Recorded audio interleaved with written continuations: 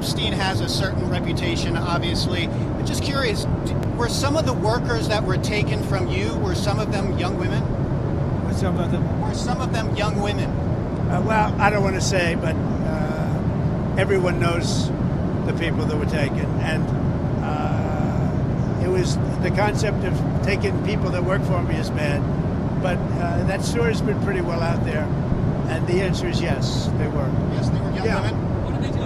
In the spa. In the spa? Yeah, people that work in the spa. I have a great spa, one of the best spas in the world at Mar-a-Lago. And people were taken out of the spa, hired by him. In other words, gone. And other people would come and complain, this guy is taking people from the spa. I didn't know that. And then when I heard about it, I told them, I said, listen, we don't want you taking our people, whether it was spa or not spa. I don't want him taking people.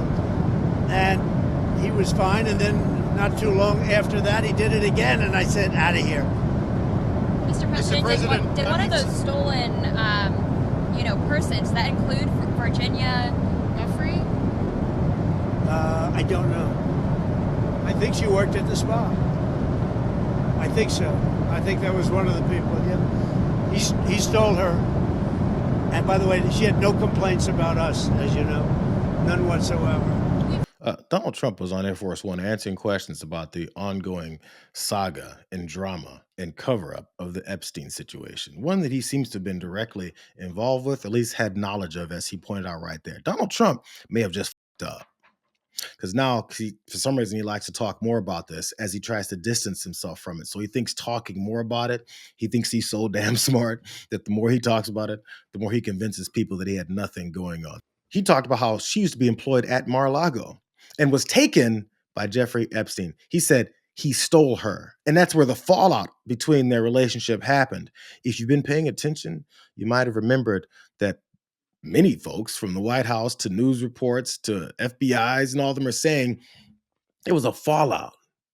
They had a fallout over some kind of real estate deal. Well, how is that possible? How do we have a fallout of a real estate deal when you just told me the fallout was over him stealing your young underaged girls that were working at your spa? You know, because it's one of the best spas in the world. He has to put that in it because he's a sociopath. Folks pointed out, specifically, this professor from NYU Law pointed out something up with that timeline because, again, the genius president is talking way too much. Ryan Goodman said, here's the very disturbing part about this whole thing.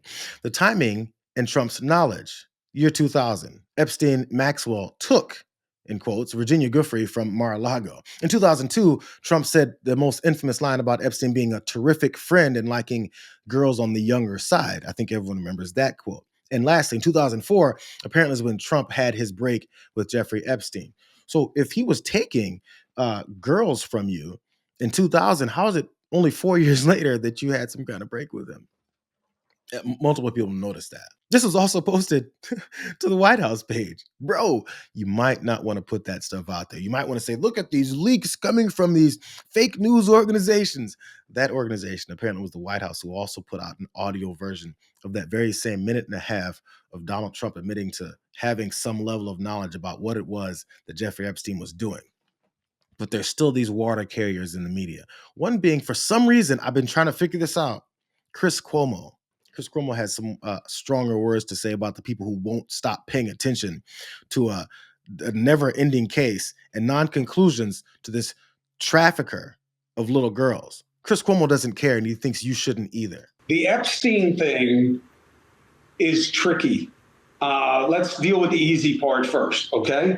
The left should shut the F up about it because they weren't into it when they had the ability to do something. They're only trafficking in it because it's bad for Trump. And that's not the basis that we need to get to a better place. Here's the problem with Epstein for the president, okay? He's right to be flummoxed by this, to not get it, because he wasn't really the one selling it. Did he sell it a little bit? Yeah. But he surrounded himself with people who cashed in on this. And the people who you mentioned who are still into it are only into it for one reason. They have this illusion of high moral ground because of kids being involved. But they're just doing this to drum up outrage. They're now just doing it at the president's expense instead of for his benefit. But remember, an opportunist, it's like the expression, a shooter's going to shoot. they shoot their shot. It doesn't matter who it's good for because they're just thinking about their bottom line. Here's the problem with this conspiracy versus others. High moral ground. And it's not about Trump. They're always finding a way to distance Donald Trump from the very thing that he's completely connected himself to. For some reason, Donald Trump doesn't know anything. The mistake that Donald Trump made was surrounding himself with the people who were obsessed with talking about this. He never said anything. All he did was literally surround himself with, I believe, the prosecutor. They gave Epstein the sweetheart deal way back in the day when he first went and was called up and didn't have to do anything as far as paying the price for his crimes. Hired that guy on, brought on Kash Patel and Dan Bongino, who made a complete living off of this whole thing, brought in Pam Bondi, who said she has the stuff on her desk and is going to reveal it ASAP. It's weird how the guy who surrounded himself with all the people who had everything to do with covering this up or acting like they were going to expose it before they flipped on it and then actually pissed off their entire base.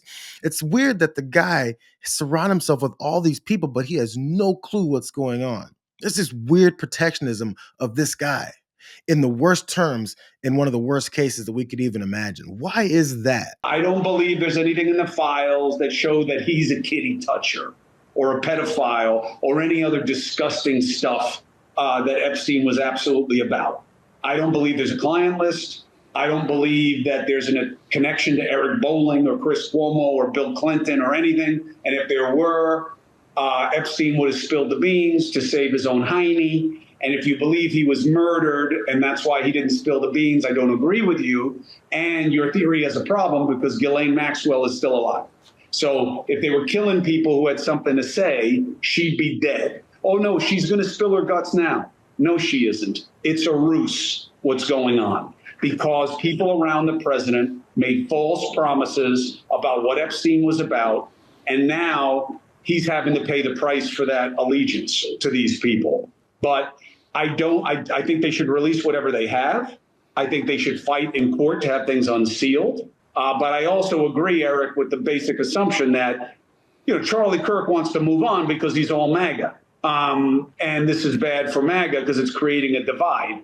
I don't have that lens. I don't give a hoot if it's good for MAGA or not. I don't think it's good for us. This does not get the majority to a better place. It does not advance the interests of the majority. He's worried about the interests of the majority as he continues to go on and talk about how Donald Trump must not have had any clue what's going on. He's paying the price now for surrounding himself with these types of people. But for some reason, Chris Cuomo thinks there's no client list, even though the people that he surrounded himself with, including himself and his other side of his brain, told him that there's a client list. In fact, just last week, I think he even said Bill Clinton was on the list 28 times. And by the way, I never went to the island, and Bill Clinton went there supposedly 28 times.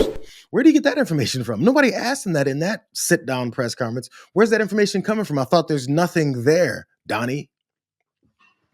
Nothing makes any sense, but the only way to try and avoid all of that is to say, he knows nothing. Everyone else, they know everything, and they're just being really quiet at the behest of the guy who says, I want to control everything. I was focused in on how Chris Cuomo was talking about how the left needs to shut the F up about this. Here's this guy that's not on the left. I'm not sure if Joe Rogan is a super lefty. But here's the thing. It's like these guys that are all involved in this are still, they've been around for a long time, and they have this mentality that existed before the internet, where you could just kind of put stuff out there.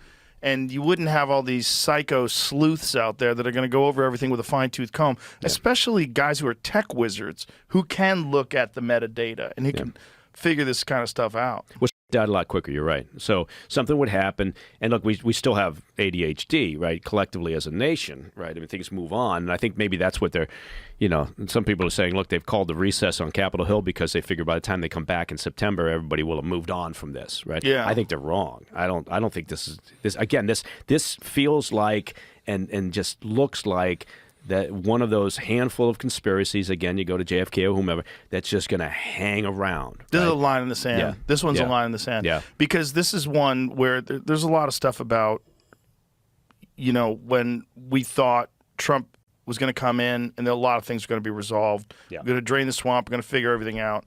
And when you have this one hardcore line in the sand that everybody had been talking about forever, and then they're trying to gaslight you on that, Maybe Chris Cuomo should tell Joe Rogan to shut the F up about this.